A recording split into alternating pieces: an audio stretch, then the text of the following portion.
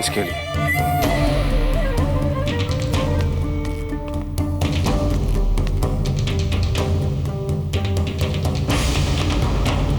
खाओ, जी भर के खाओ।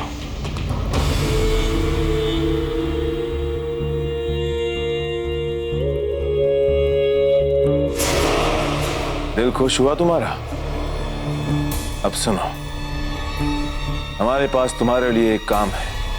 मैं आपके लिए कुछ भी कर सकता हूं जिल्ले इलाही, कुछ भी। हमें तुमसे यही उम्मीद थी आलिम खान। हम चाहते हैं कि तुम प्रताप और उदय सिंह के पास हमारा खुसूसी पैगाम लेकर जाओ।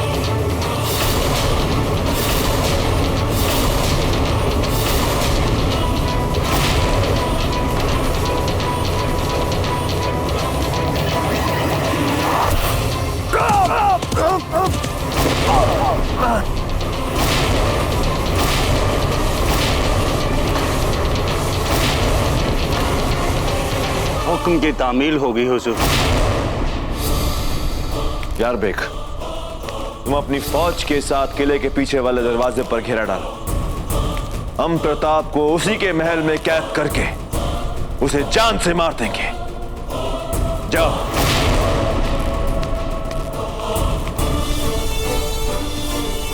राजेराज, हम विनती करते हैं आपसे, हमें इस समय उस मुगल पर आक्रमण करने दीजिए। यही सबसे उचित निर्णय होगा। नहीं कुंवर प्रताप, हमारा निर्णय है कि हम आक्रमण नहीं करेंगे।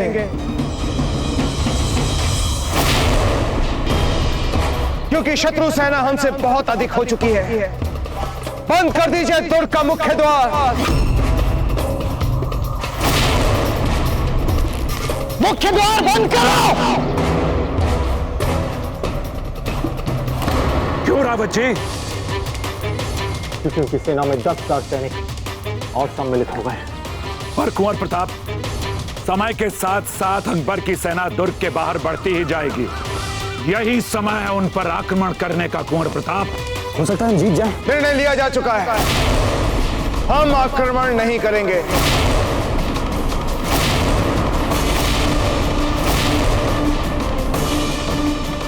बंद करो दुर्ग के द्वार।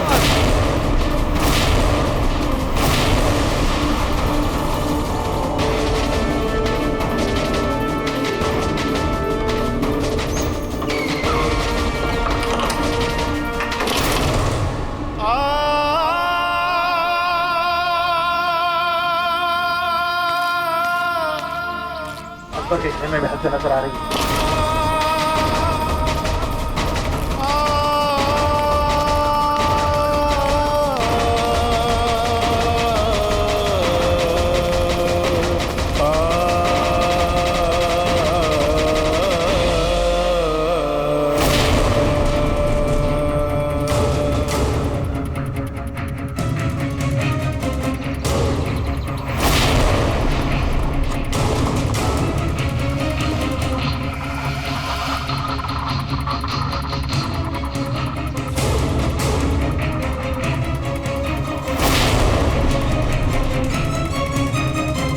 ये सेना तुम्हारी उत्तरी द्वार की ओर बढ़ रही है। हाँ राणा जी, ऐसा प्रतीत हो रहा है अकबर को और अधिक सैन्य सहायता मिल गई है, इसलिए अब वो हमारे किले को चारों ओर से घेर रहा है। डोडिया जी, दुर्ग के उत्तरी द्वार बंद कर दिए जाए। नहीं दाजीराज, नहीं, ये रणनीति सही नहीं होगी। ये तुम अपने किले में बंदी बनकर रह जाएंगे। याद कीजिए वो समय दाजीराज, दादी रानी कर्णावती का समय। ये बात बिल्कुल वैसी हो रही है। हम विवश है कुंवर प्रताप, समय की यही मांग है।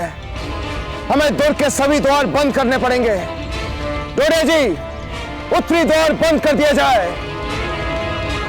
दुर्ग का द्वार शीघ्र बंद करो।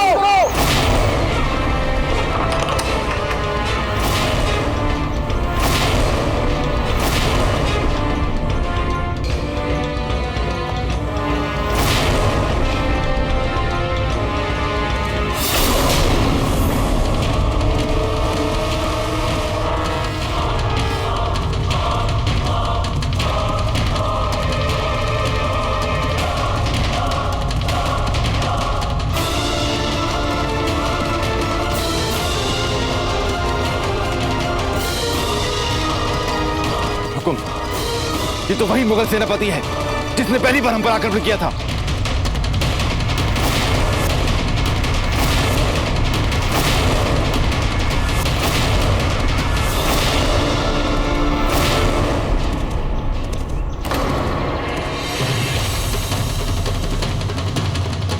नहीं सरदार जी, नहीं, मत मारिए इसे। ये सरदार जी कुंवर प्रताप ठीक कह रहे हैं।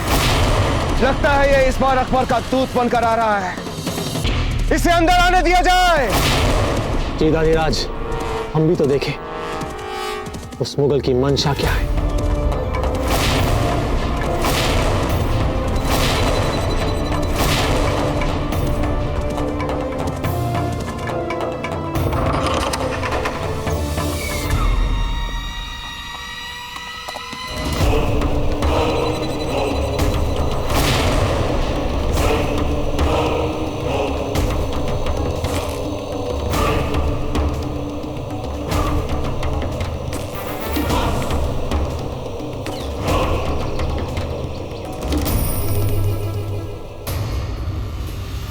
मैं राणा उदय सिंह जी के लिए अपने बादशाह शहंशाह अकबर का ये पैगाम लेकर आया कि वो जंग नहीं अमन चाहते।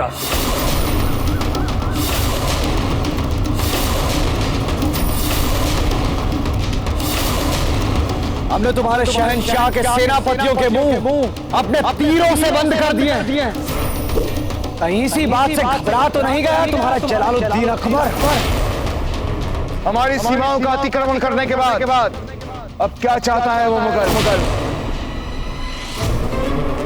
हमारे शहंशाह चित्तौड़ के साथ जंग नहीं लड़ना चाहते, इसलिए उन्होंने मेवाड़ के राजा के साथ सीधी बातचीत की ख्वाहिश जाहिर की।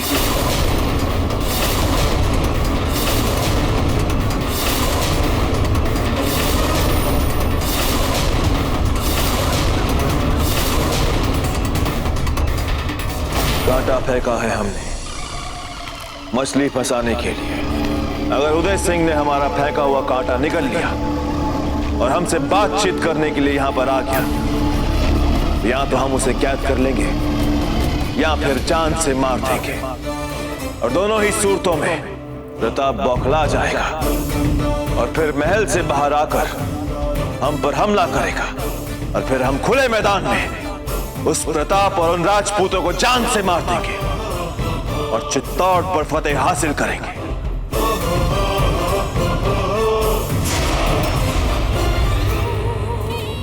हमारे शहंशाह आपसी बातचीत और तबादला ख्याल से तमाम आपसी इत्तखलाफात सुलझाने के हक में।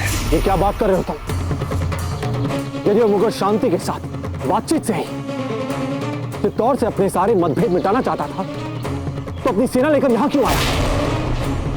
अवश्य ही ये उसकी एक नई चाल है। हमारे लिए वो एक नया जाल बिछा रहा है। ताजीराज, हमें इसकी बातों में नहीं आना चाहिए। कदापि नहीं। मूल रूप से मुगल विश्वासघाती होते हैं। उन्होंने एक बार नहीं कई बार अपने व्यवहार से साबित किया है। इसलिए हम मुगलों पर विश्वास नहीं कर सकते। जरा सोच समझकर बता दीजिए, आखिर आपका क्या जवाब दूं शहंशाह को? सर्वश्रेष्ठ उत्तर तो यह है कि हम तेरा सर काट कर भेज दें उस अकबर को, परंतु नहीं। हमारी संस्कृति और हमारे युद्ध के नियम इतने विशिष्ट हैं कि हम अपने शत्रु के साथ भी इस तरह का व्यवहार नहीं करते। राजपूत है हम, मुगल नहीं। चुपचाप भाग जाओ यहां से, अन्यथा एक और तीर उतार दूं तुम्हारे आर पार। जाओ यहां से। रुक जाओ गौर प्रताप। पिताजी राज, उस अनपढ़ मुगल को आप पत्र लिखेंगे। लिखिए कि हमें उस पर विश्वास नहीं है, इसलिए उसका यह निमंत्रण हमें अस्वीकार है। यही अकबर के लिए हमारा उचित उत्तर होगा। पिताजी राज,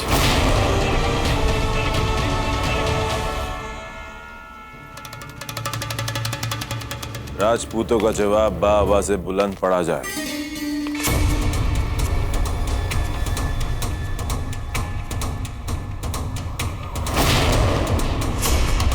हुक्म की तामील हो। यदि तुम पढ़े लिखे व्यक्ति होते तो जीवन में तुम्हें भी कुछ अच्छी पुस्तकें पढ़ने का सौभाग्य प्राप्त होता और तुम्हें भी कुछ उच्च मानवीय संस्कार आ जाते, किंतु अपनी अशिक्षा के कारण तुम आज भी आदि प्रवृत्ति के हो।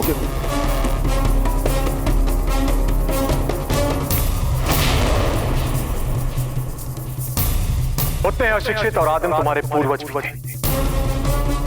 तुम मुगल इतने आदिम और पार्श्विक प्रवृत्ति के हो कि मित्रता और शांति भरी बातों का कोई अस्तित्व नहीं तुम्हारे जीवन में, और ना ही तुम्हारी दृष्टि में। आज तक तुम एक विदेशी भूमि पे जमे हुए हो अपनी पार्श्विक प्रवृत्ति के साथ।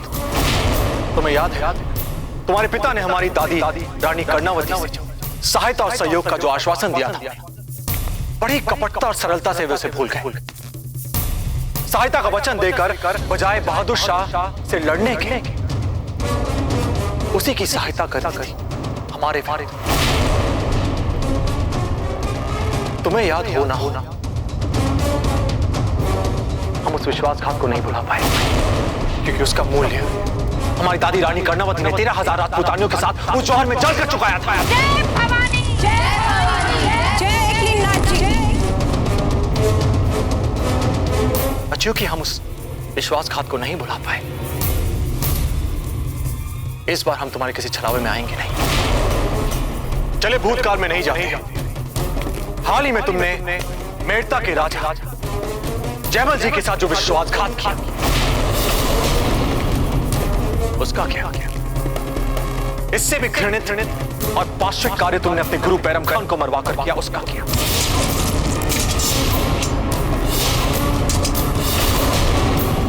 अपनी विशाल सेना के साथ तुम हमारे तुर्क के सामने हम पर आक्रमण करना चाहते हो और मैत्री वार्ता की बातें करते हो। हम थूकते हैं तुम्हारे से कपट भरे प्रस्ताव पर। चिल्लाओ मत।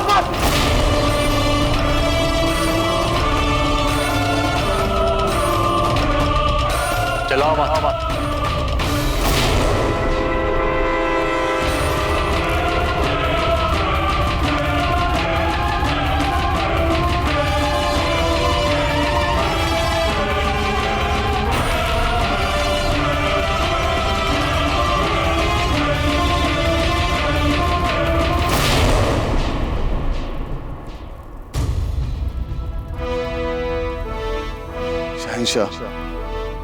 मुझ में इससे आगे बढ़ने की कुवत नहीं है।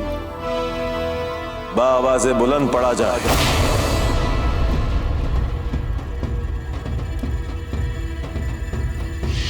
भगवान जिसे तुम अल्लाह कहते हो तुम्हें कभी इन अपराधों के लिए क्षमा नहीं करेगा। अरे तुम तो इतने नीच हो कि जिस धरती का अन्न जल खा रहे हो उस तक के प्रति सच्चे नहीं हो। उनकी जुर्रत कैसे हुई शहंशाह को ऐसा जवाब लिखने की? जहां पना आप बस हमें हुक्म कीजिए, अभी उस गुस्ताख के सर कलम करके आपके कदमों में रख देते हैं। जहां पना इन राजपूतों से अमन की बात करना ही बेफिजूल है। हमने इनकी तरफ दोस्ती का हाथ बढ़ाया और बदले में ये कैसी गलाजत उगल रहे हैं। हुजूर, अब हमें इन राजपूतों को इनकी असली औकात दिखा देनी चाहिए। जरा इन्हें भी तो पता चले वास्ता किससे पड़ा है इनका। क्या अपना हमें इसी वक्त इन पर हमला करने का हुक्म अता फरमाए। इनसे 10 गुना ज्यादा सिपाही है हमारे पास। शहंशाह, हमें फौरन चित्तौड़ पर हमले का हुक्म दे। हाँ शहंशाह, हुक्म दीजिए। हुक्म दीजिए शहंशाह। हुक्म दीजिए हुजूर। आपस हुक्म दीजिए। शहंशाह, हमें हुक्म दीजिए। शहंशाह, हुक्म दीजिए चित्तौड़ पे हमला करने का। जहां पना हमें हुक्म दीजिए चित्तौड़ पर हमला बोलने की। खामोश!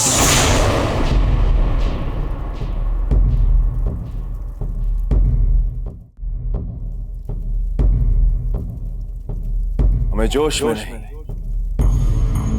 होश में काम लेना चाहिए। आलिम खान, जान के अमान चाहता हूं हुजूर। मैंने तो फकत उन तक आपका पैगाम पहुंचाने और जवाब लाने का काम किया था। आपके हुक्म से बंधा हुआ हूं शहंशाह, वरना पता होता तो लाता ही नहीं उनका ये गुस्ताख जवाब। घबराओ मत आलिम खान, तुम्हें जो काम दिया गया तुमने बाखूबी निभाया। अब एक और अच्छा काम करो हमारे लिए। हमारी तरफ से एक और पैगाम उदय सिंह के दरबार में लेकर जाओ, जिसमें यह लिखा होगा,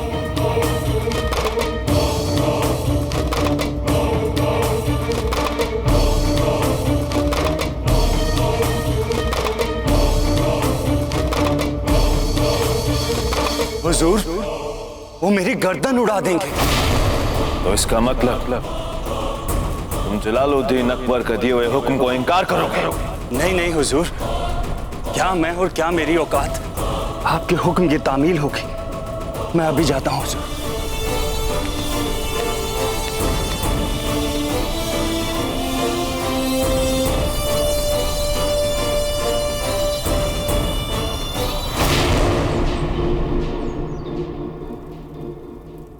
ये लीजिए, ये पैगाम मैं अपने शहंशाह जलालुद्दीन मोहम्मद अकबर की तरफ से लाया हूं।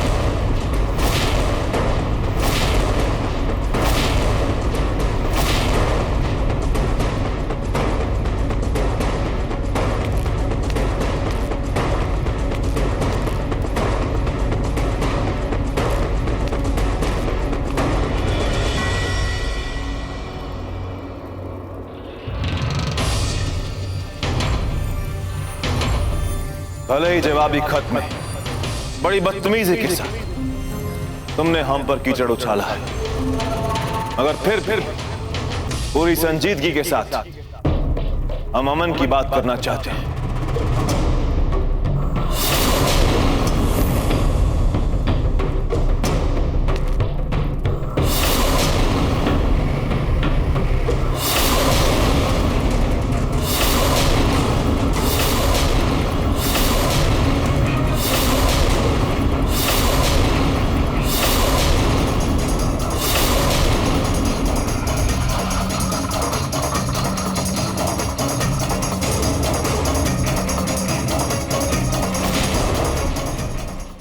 हम यहां पर बेवजह मासूमों के खून बहाने नहीं आए। हम भी अमन चाहते हैं, बिना खून बहाए अमन की बात करना चाहते हैं। तो इसलिए हमारे बीच जो भी कारनामे होंगे वो हरफे अमन होंगे, और ऐसा करके हम हजारों बेगुनाहों की जान बचा सकते हैं। हो सकता है कि तुम्हें हमारी बात पर यकीन न हो, और गुजरे जमाने में हमारे बुजुर्गों ने जो भी किया उन तमाम तलक बातों को भुलाकर हम चाहें तो हिंदुस्तान की तारीख आज फिर अमन की एक नई इबारत लिख सकते हैं।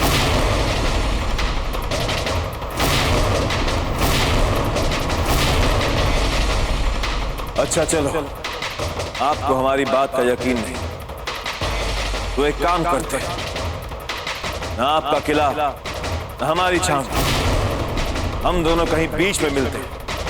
हम दोनों आपकी और हमारी फौज के बीच में मिलकर बात करते हैं। अकेले बात करने तो आ सकते हैं ना आप?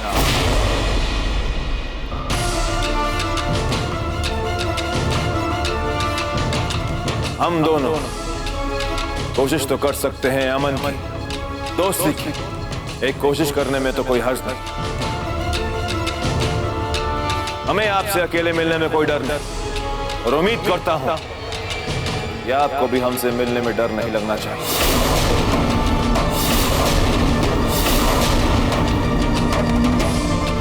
और आप भी अपनी रियाया के लिए सचमुच फिक्रमंद हैं।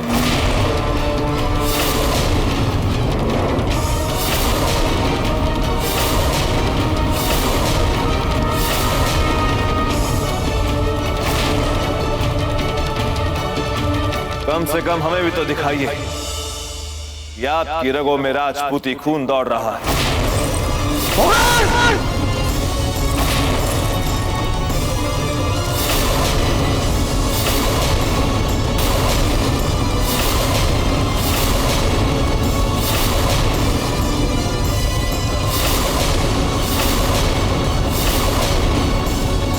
हमें आपसे अकेले मिलने में कोई डर नहीं, और उम्मीद करता हूं कि आपको भी हमसे मिलने में डर नहीं लगना चाहिए। कम से कम हमें भी तो दिखाइए कि आपकी रगों में राजपूती खून दौड़ रहा है।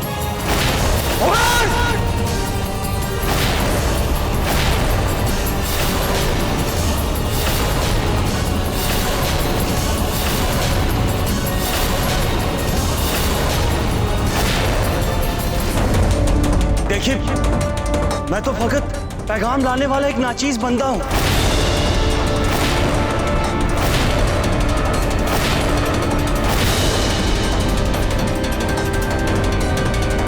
पैगाम का हर हर्फ हमारे शहंशाह का है।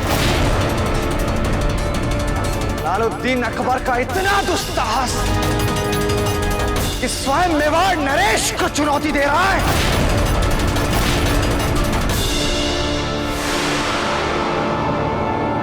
देखिए, हम आप सबसे फिर से एक बार विनम्र आग्रह करते हैं कि आप सभी उत्तेजित होकर नहीं, भावनाओं में बहकर नहीं, विवेक से, बुद्धि से सोचने का प्रयास करें। आलिम खान, तुम यहां से जा सकते हो। आज सूर्यास्त से पहले अकबर को हमारा उत्तर मिल जाएगा।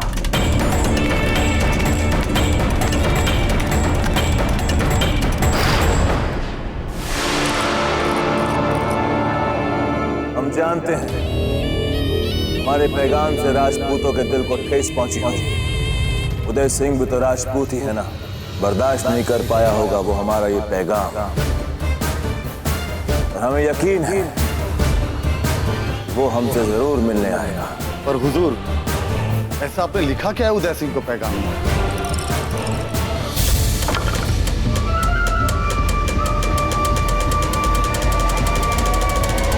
हमने वही किया जो हमें करना था, जो हम करना चाहते थे।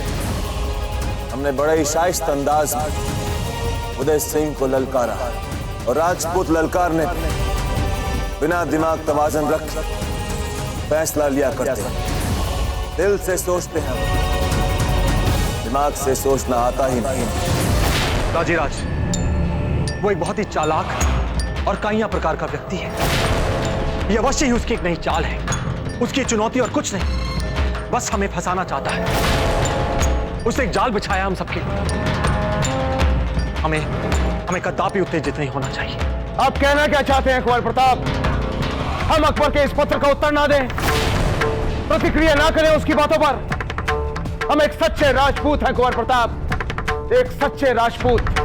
उसने हमारे साहस को ललकारा है। आप क्या अपेक्षा करते हैं हमसे? हम चुपचाप यहां बैठे रहें? राजीराज, वो भली भांति जानता है कि यदि किसी ने भी हमारे साहस को चुनौती दी तो हम भड़क उठते हैं। फिर हम विवेक से नहीं, भावनाओं में बहकर निर्णय ले लिया करते हैं। बस वो यही कर रहा है हमारे साथ। नहीं बाबूजी राज, नहीं। हमारा मानना है कि यदि अकबर शांति नहीं चाहता है तो फिर वो पत्र में दोनों छावनियों के बीच में मिलने का प्रस्ताव क्यों रख रहा है? रावत जी, ये अवश्य ही उसकी एक नई चाल है। वो हमारे दाजीराज पर एक नया जाल बिछाना चाहता है। हो सकता है कि वो धोखे से उन्हें बंदी बना ले।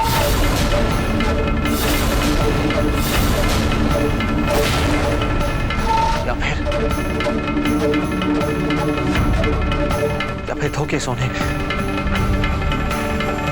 उनकी हत्या कर दे।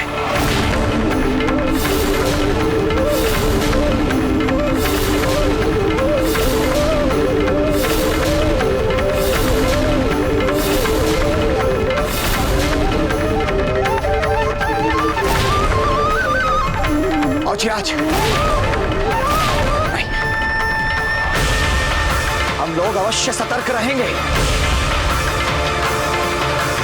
तो फिर भी राणा जी अकबर से मिलने उसके खेमे में थोड़ी जा रहे हैं। क्षमा कीजिए रावत जी, पर आप उस मुगल को पूरी तरह जानते नहीं। वो जितना दिख रहा है उससे और कई गुना अधिक गहरा है। उसने यूं ही इतना बड़ा साम्राज्य खड़ा नहीं करना। चालाकी और मक्कारी उसके रक्त में है।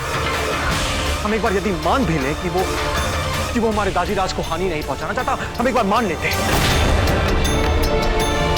पर वो उनसे बात क्या करेगा? क्या बात करना चाहेगा उनसे? ये आप सभी का भ्रम है। वो आगरा से इतनी दूर यहां बात करने नहीं आया है। अजिराज वो चित्तौड़ को हत्याने के लिए आया है और वो अवश्य ही चित्तौड़ को हत्याएगा।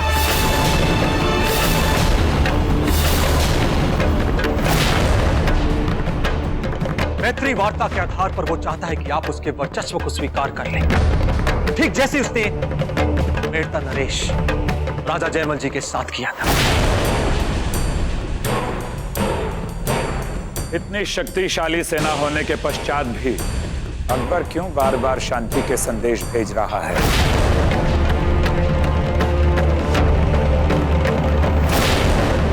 जयमल जी, आपसे बेहतर उसे और कौन जान सकता है।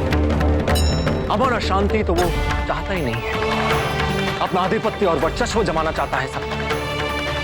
क्या किया उसने आपके साथ? मित्रता के आधार पर उसने आपको धोखा दिया, आपको बंदी बना दिया, आपके संपूर्ण राज्य को हत्या लिया। परंतु कुंवर प्रताप, ये बात अकबर अच्छी तरह से जानता है कि हम भी शक्तिशाली प्रतिद्वंदी हैं।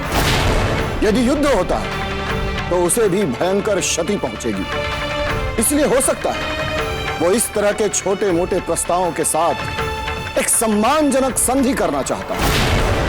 जहां तक मेरी समझ कहती है हुक्म, हमें एक बार अकबर की बात सुननी चाहिए।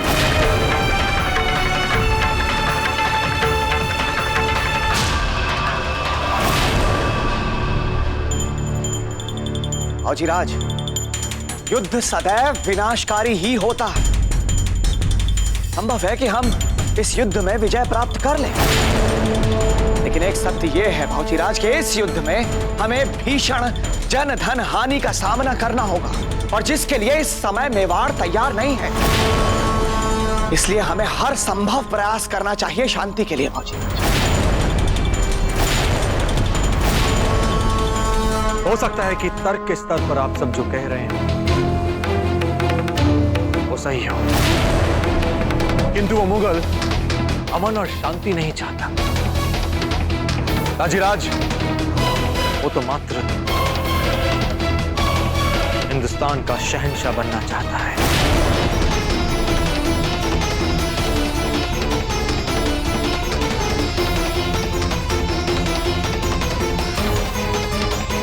राणा जी, हम आपसे कुछ महत्वपूर्ण बात करना चाहते हैं।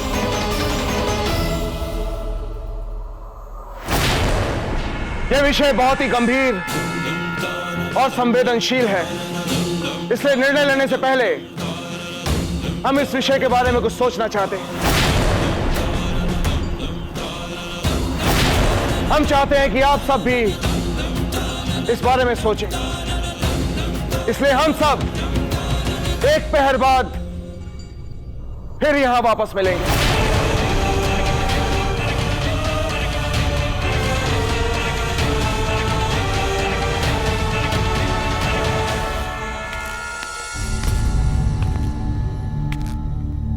धीर भाई जी,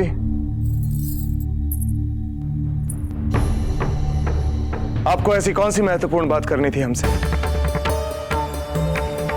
क्या बात है धीर भाई जी, इतनी उद्विग्न क्यों हैं आप?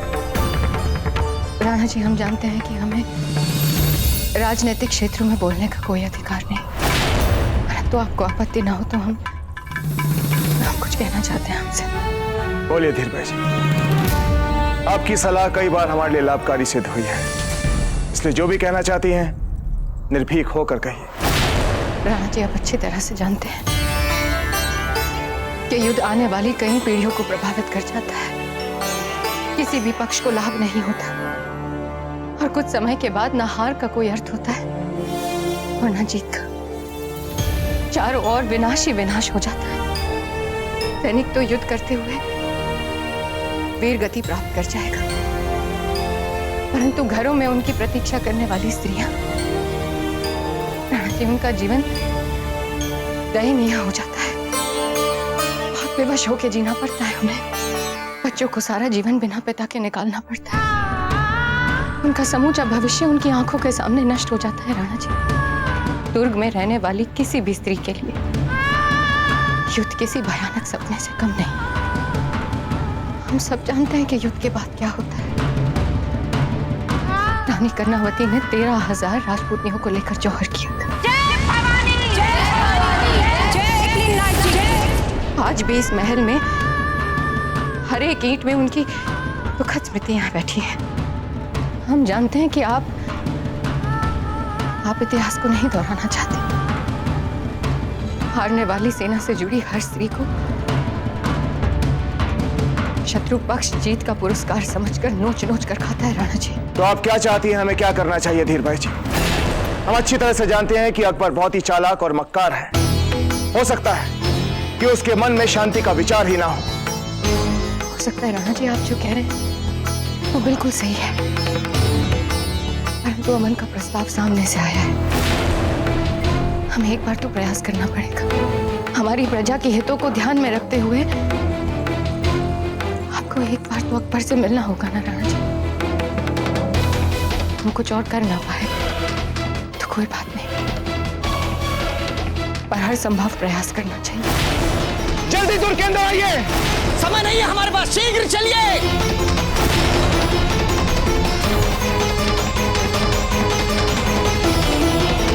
अजंते, क्या आप अभी इसे उचित मार्ग समझती हैं? कुंवर प्रताप, छोटी माँ भी तो ठीक ही कह रही है ना। इससे कितना नरसंहार और रक्तपात रुक सकता है। पता नहीं आप सबको हो क्या है।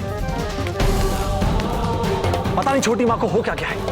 वो चाहती है कि हम उस मुगल से शांति वार्ता कर लें। अरे आप सब क्यों नहीं समझ रहे हैं कि वो हम सबको मूर्ख बना रहा है। वो एक नाग है, एक विशेला नाग, जो अपने संतान तक को भी खाने में हिचकिचाएगा नहीं। पता नहीं रानी माँ को क्या हो गया है। हम भी कोई युद्ध उन्मादी नहीं है अजंते। हम भी नहीं चाहते कि हमारे सैनिक व्यर्थ में मरे। और उस मुगल से शांति की अपेक्षा करना वो एक दिवा स्वप्न होगा। वो मुगल इस समूचे भारतवर्ष का शहंशाह बनना चाहता है और अजंते हम उसे ऐसा बनने नहीं देंगे, कदापि नहीं। कुंवर प्रताप, अकबर भी तो हमसे बस बात ही करना चाहता है ना, तो फिर उसकी शर्तें मानना न मानना हमारे ही हाथों में है। हमें विश्वास नहीं हो रहा कि आप भी हमसे यही भाषा बोलेंगे। इस घेराव वाली स्थिति से सभी बहुत चिंतित हैं और ऐसा पहले भी हो चुका है इस दुर्ग में। ये भयावह स्मृति आज भी सभी के कण कण में बसी है, सभी की आत्माओं में बसी है और इसीलिए सब भीतर से भयभीत है। फिर किसी लंबे घेराव के लिए हम तैयार भी तो नहीं थे और ऐसे में यदि एक बूंद रक्त बहाए शांतिपूर्ण समझौते से यदि कोई संभावना हमारे सामने आ जाए तो हमें उसे परख लेना चाहिए। अगर हमें चुनना होता तो हम भी शांति का मार्ग ही चुनते, पर उस मुगल के साथ ये संभव नहीं है संभव। कुंवर प्रताप, हम जानते हैं कि आपके मन में अकबर को लेकर बहुत शत्रुता है और आप उससे युद्ध भी करना चाहते हैं, उसे हराना चाहते हैं युद्ध में, परंतु कभी कभी अपने राष्ट्र के हित में अपनी व्यक्तिगत इच्छाओं को दबा देना ही समझदारी का काम होता है। अर्थात आप ये कहना चाहते हैं कि हम ये युद्ध निजी व्यक्तिगत शत्रुता के लड़ रहे हैं। आप हम पर यह आरोप लगा रही हैं। नहीं कुंवर प्रताप, ये हमारे कहने का अर्थ बिल्कुल नहीं था। बस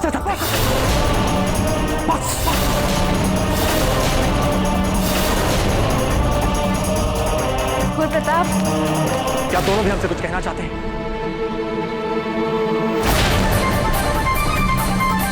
दादा भाई, हम गर्भवती हैं। शीघ्र ही आपका भांजा जन्म लेने वाला है। इसके भविष्य के बारे में सोचिए। दादा भाई, शांति प्रयासों का समर्थन कीजिए। हमें समझ नहीं आ रहा है कि आप सभी हमारी बात क्यों नहीं समझ पा रहे। ये युद्ध हमारा निजी व्यक्तिगत युद्ध नहीं है। ये युद्ध हम अपने आने वाले भांजे चित्तौड़ के हर एक नागरिक और समूचे भारतवर्ष के लड़ रहे हैं, अपनी निजी उपलब्धि या निजी शत्रुता के लिए नहीं। हमें समझ नहीं आ रहा है कि कोई हमारी बात समझ क्यों नहीं पा रहा है। वो हमें मूर्ख बना रहा है और हमारे अपने परिवारजन हमें समझ नहीं पा रहे। अपने परिवारजन।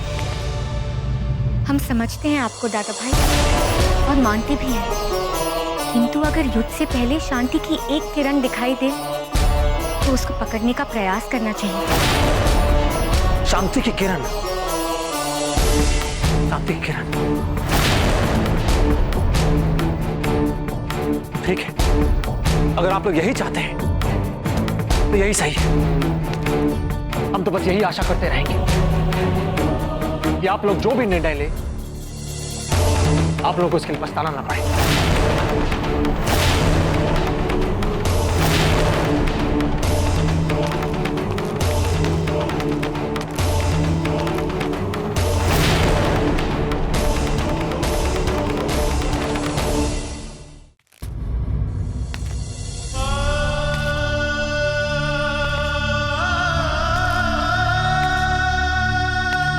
छोटी माँ भी तो ठीक ही कह रही है ना। इससे कितना नरसंहार और रक्तपात रुक सकता है।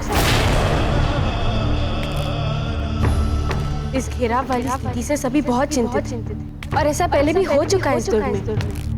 ये भयावह स्मृति आप आज भी सभी के कण कण में बसी है, सभी की आत्माओं में बसी है। और इसीलिए सब भीतर से भयभीत है। आपका भांजा जन्म लेने वाला है, इसके भविष्य के बारे में सोचिए, शांति प्रयासों का समर्थन कीजिए। जहां तक मेरी समझ कहती है, हुक्म, हमें एक बार अकबर की बात सुननी चाहिए। लेकिन एक सत्य ये है भौजीराज के इस युद्ध में हमें भीषण जन धन हानि का सामना करना होगा, और जिसके लिए इस समय मेवाड़ तैयार नहीं है। कोई हमारी बात क्यों नहीं समझ पा रहा है? यहाँ तक कि हमारी अपनी पत्नी भी हमें समझ नहीं पा रही है।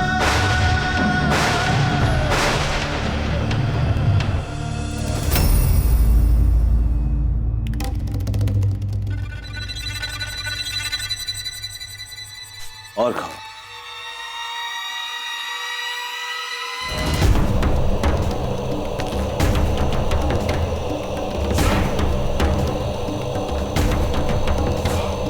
क्या खबर?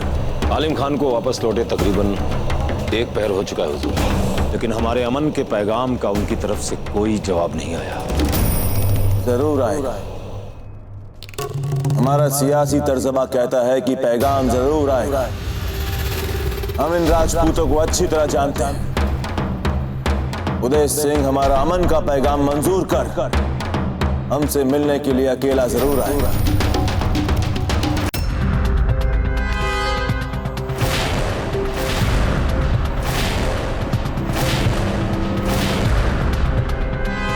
अकबर के निमंत्रण पत्र पर गहराई से विचार करने के बाद बहुत ध्यान से और उत्तरदायित्व के साथ हमने ये उत्तर लिखा है।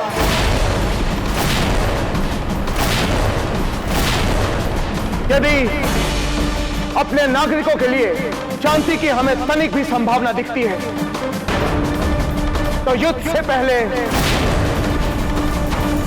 उस शांति संभावना का ध्यान रखते हुए हमें उसे प्राप्त करने का हर संभव प्रयास करना चाहिए। इसलिए हम राणा उदय सिंह ये निर्णय लेते हैं कि हम कल दोपहर मैत्री वार्ता के लिए अकबर से मिलने जाएंगे।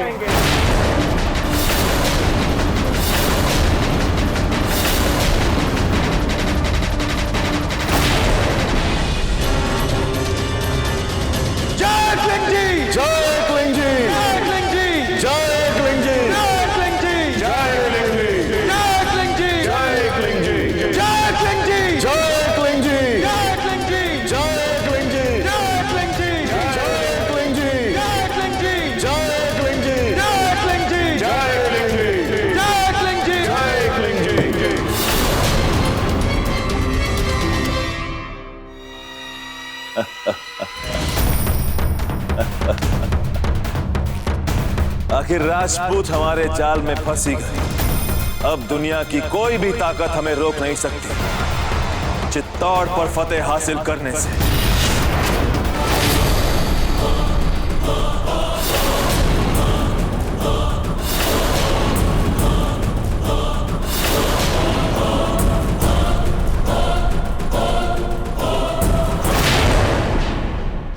मेवाड़ के वीर महाराणा प्रताप के जीवन को करीब से जानने के लिए चैनल को सब्सक्राइब करें और बेल आइकॉन दबाना न भूलें। और हुजूर, सोचा क्या है आपने? आप क्यों मिलना चाहते उदय सिंह से? बताते हैं। पहले हमारे मौतमिदा खास अलीम खान को तो लेकर आओ। उन्हें भी तो पता चले कि जलालुद्दीन अकबर की जंगी तदबीर क्या है। जाओ।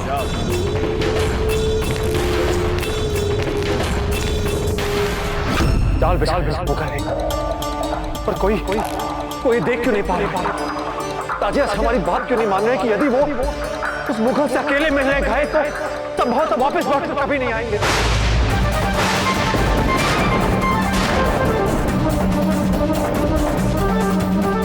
अगर वो सचमुच उस मुगल से मिलने अकेले चले गए तो अनर्थ हो जाएगा। टॉर्च के पास आ जाएगा, मेवाड़ दास बन जाएगा उस मुगल का, और फिर वो मुगल कई अत्याचार करेगा। चित्तौड़ के हर एक नागरिक पर, हर एक स्त्री पुरुष पर, इसे राजपूतानियों को जौहर की उस ज्वाला में कूदना पड़ेगा। क्यों नहीं कोई देख पा रहा है मुगलों का नरसंहार? क्यों? तुम्हें ही रोकना पड़ेगा इस अनर्थ को प्रताप। तुम्हें ही अपने दाजी राज को समझाना पड़ेगा कि जो वे कर रहे हैं वो उचित नहीं है। तुम हाथ पर हाथ रखकर नहीं बैठे रह सकते प्रताप सिंह। राजपूताने का भविष्य तुम्हारे कंधों पर है प्रताप। कुछ करो प्रताप, बचा लो राजपूताने को। तुम उदय सिंह को मरने नहीं दे सकते हो प्रताप। राजपूताने का भविष्य तुम्हारे कंधों पर है प्रताप। तुम उदय सिंह को मरने नहीं दे सकते हो प्रताप। तुम हाथ पे हाथ रखकर नहीं बैठ सकते हो प्रताप सिंह। बचा लो राजपूताने को। तुम उदय सिंह को मरने नहीं दे सकते हो प्रताप। तुम्हें ही राजपूताने को उठाना पड़ेगा। प्रताप वे कर रहे हैं यही है। तुम हाथ पे हाथ रखकर भविष्य तुम्हारे कंधों पर है प्रताप। कुछ करो, तुम उदय सिंह को मरने नहीं दे सकते हो प्रताप। नहीं दे सकते हो प्रताप।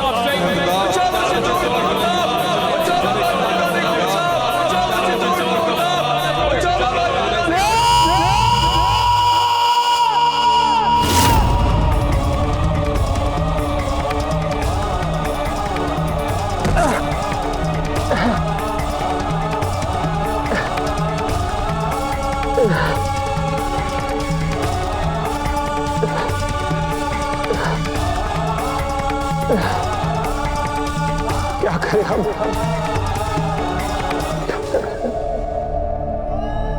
हमारे वही सोच और समझ में प्रश्न चिन्ह लगा रहे हैं।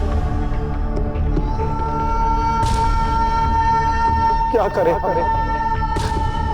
कैसे रोके सनक होने से?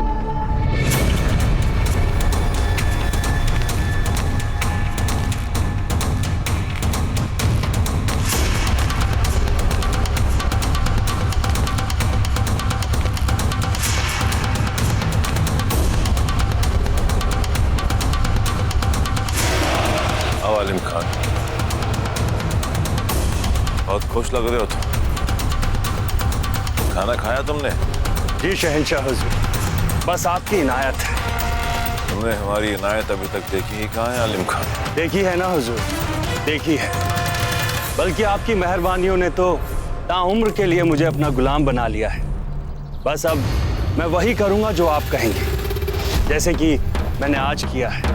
मुझे इसके लिए कोई इनाम नहीं चाहिए हुजूर, बस एक ही ख्वाहिश है कि आप मुझे मुआफ कर दीजिए। मुझे मुआफ कर दीजिए शहंशाह आलम।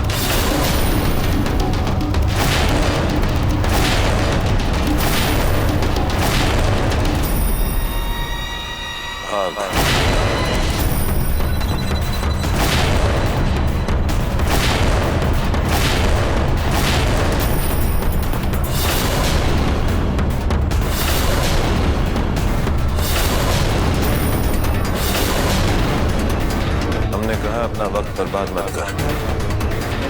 भाग। पर हुजूर, तेरे पास वक्त बहुत कम है, इसलिए तू भाग। जितनी जल्दी, जितनी तेज और जितनी दूर तू भागेगा, उतनी लंबी तेरी जिंदगी होगी। पर हुजूर, मैं देख रहे हो उस शख्स को वहां?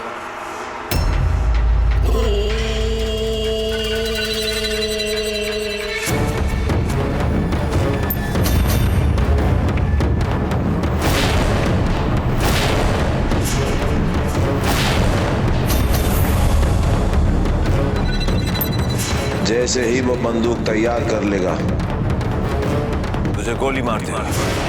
इसलिए बेहतर है तेरे लिए कि तू भाग यहां से, वरना फिजूल में मारा जाएगा।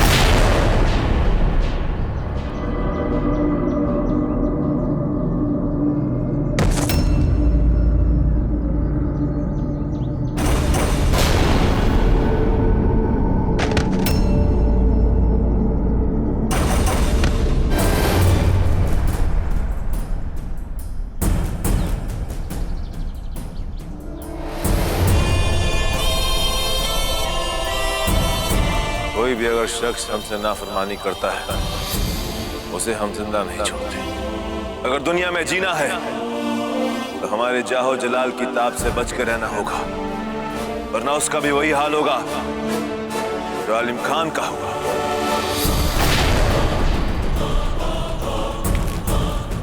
जहां पना ये दूरी एकदम मुफीद है। ये है उदय सिंह के लिए हमारी चाह। हमारी छावनी से वो जगह जहां उदय सिंह हमसे मिलने आएगा उतनी ही दूर है जितनी दूर आलिम खान की लाश पड़ी है।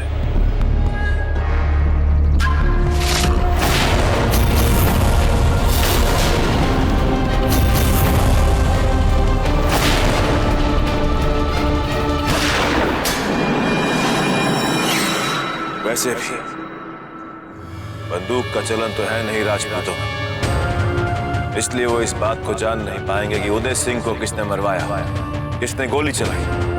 और जैसे ही उदय सिंह की मौत की खबर चित्तौड़ में पहुंचेगी बौखला जाएंगे राजपूत। और फिर जब चित्तौड़ हैरान और खौफजदा हो जाएगा उसी का फायदा उठाकर हम चित्तौड़ पर हमला करेंगे। एक ही झटके में कब्जा कर लेंगे हम चित्तौड़ पर और किसी की हिम्मत नहीं होगी हमें रोकने की, प्रताप की भी नहीं। इंतजार करो कल के मुबारक लम्हे का जब उदय सिंह हमसे मिलने आएगा।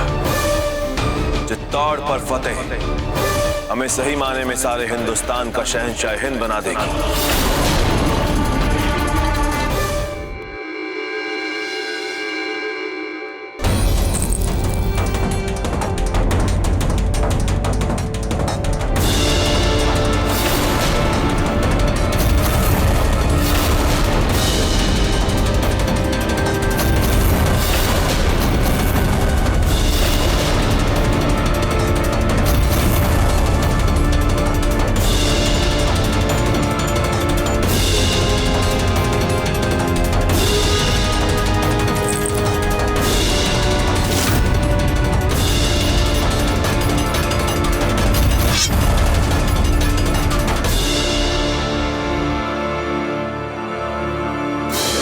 आज का दिन राजपूताने के इतिहास में शांति का नया अध्याय जोड़ने का दिन है।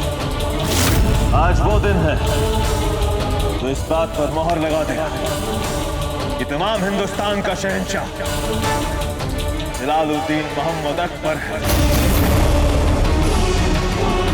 हमें बहुत डर लग रहा है। चांद, चिंता मत कीजिए, सब ठीक होगा।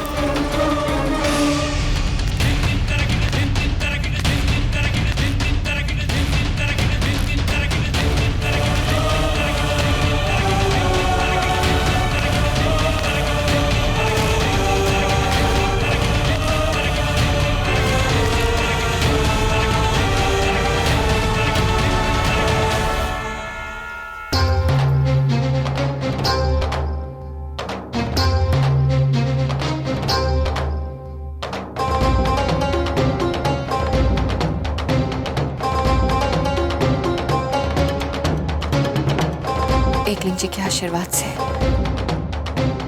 आपको अपने कार्य में सफलता मिले। आपके सुप्रयासों से चित्तौड़ में एक बार फिर से शांति का वातावरण आए। निश्चिंत रहिए, एकलिंग जी सब ठीक करेंगे।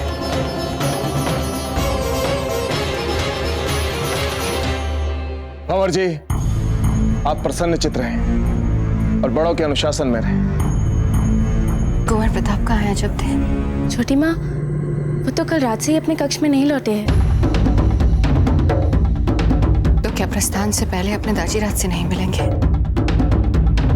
हुक्म, प्रस्थान करने का समय हो चुका। जी डोडिया जी। परंतु कुंवर प्रताप। कुंवर प्रताप आ गए।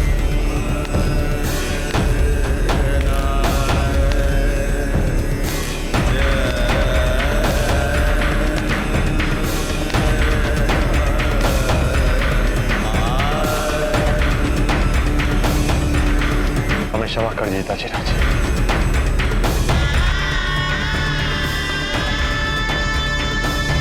आपको क्षमा नहीं करेंगे तो कहाँ जाएंगे कुंवर प्रताप?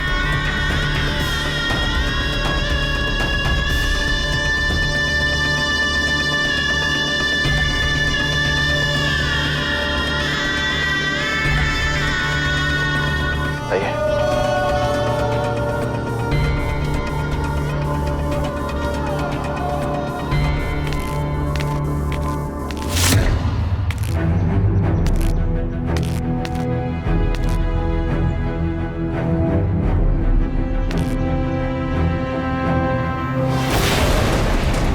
बड़ी होशियारी के साथ हमें ये सब करना होगा।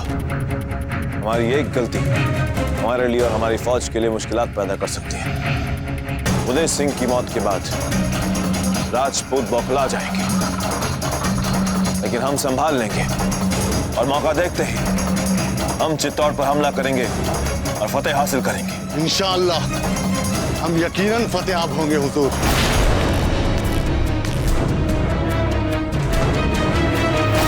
अजब थे, कुंवर प्रताप राणा जी को ऐसे क्यों गले लग रहे थे? ऐसे तो राणा जी कुंवर प्रताप को गले लगाते हैं जब कुंवर प्रताप युद्ध पे जाते हैं। हमें कुछ समझ में नहीं आया। संभवतः कल जो उनके बीच में मतभेद हो गए थे, जिसमें कुंवर प्रताप अपने ही दाजीराज के निर्णय के विरुद्ध गए थे, हो सकता है कि उसी को लेकर उनके मन में अपने आप के विरुद्ध ग्लानि भाव आ गए हो और इसीलिए वे इतने भावुक हो गए होंगे। और देखिए ना, इसी वजह से तो उन्होंने क्षमा की याचना अपने दाजीराज से की। परंतु पहली बार कुंवर प्रताप ने राणा जी के पांव नहीं छुए। कुंवर प्रताप ऐसा नहीं करते। क्यों किया उन्होंने ऐसा?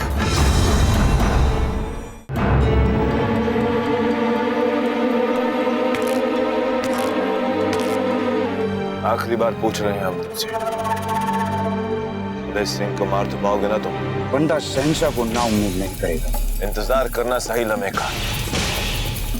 जैसे ही उदय सिंह आए, हम तुम्हें इशारा करेंगे अपना रुमाल फेंककर, और ठीक उसी वक्त गोली चलनी चाहिए। एक ही गोली में उदय सिंह की मौत होनी चाहिए। इंशाअल्लाह उदय सिंह आएगा तो 2 पैरों पर जाएगा 4 कंधों पर। आमीन।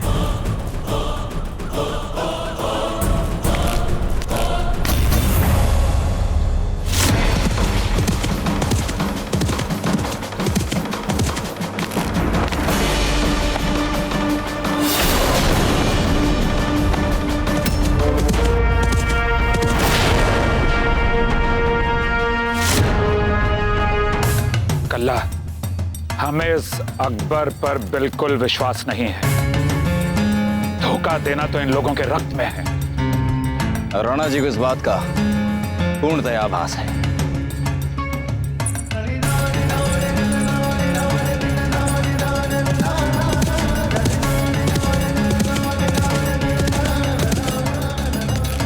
सब ठीक हो जाएगा ना रानी माँ? एकलिंग जी की कृपा से सब ठीक होगा। मेवाड़ के लोगों ने आज तक किसी का हित नहीं किया। सब ठीक होगा। जल्दी सब ठीक हो जाए। हमसे और नहीं सहा जाता ये सब। इस युद्ध के चक्कर में तो रात को नींद भी नहीं आती है हमें। यदि अकबर ने हमारे हुक्म से सूझबूझ की बात की तो हुक्म समझौते के लिए सोचेंगे, और यदि उसने अनुचित बात की तो हुक्म बिल्कुल नहीं सोचेंगे। सालों पहले राणा जी ने शेरशाह सूर्य के साथ समझौता किया था और शम्स खान को किले की चाबी दी थी, और तब समय कुछ और था। हम निर्बल थे, और आज नहीं।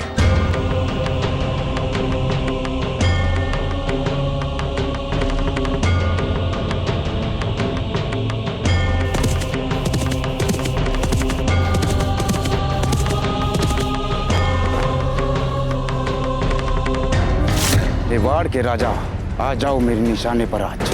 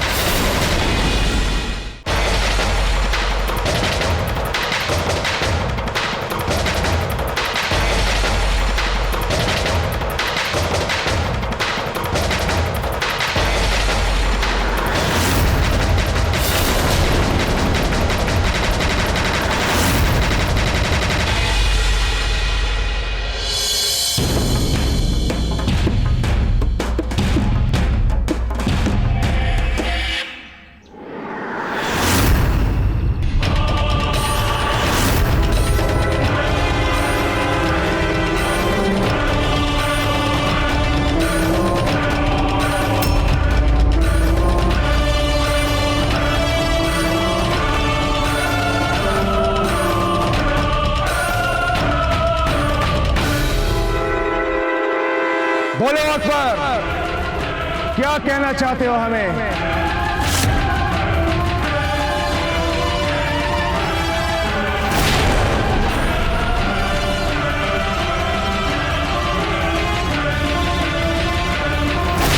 कुछ तो सही नहीं है।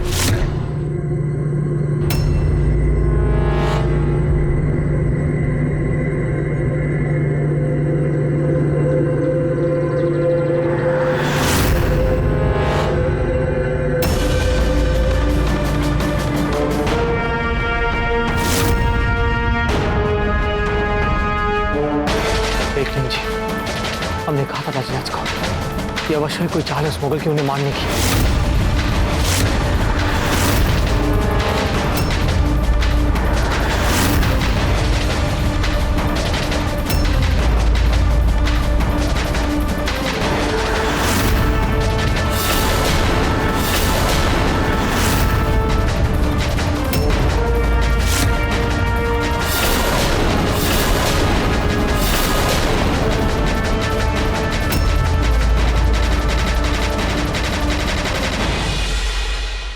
मेवाड़ के वीर महाराणा प्रताप के जीवन को करीब से जानने के लिए चैनल को सब्सक्राइब करें और बेल आइकॉन दबाना न भूलें।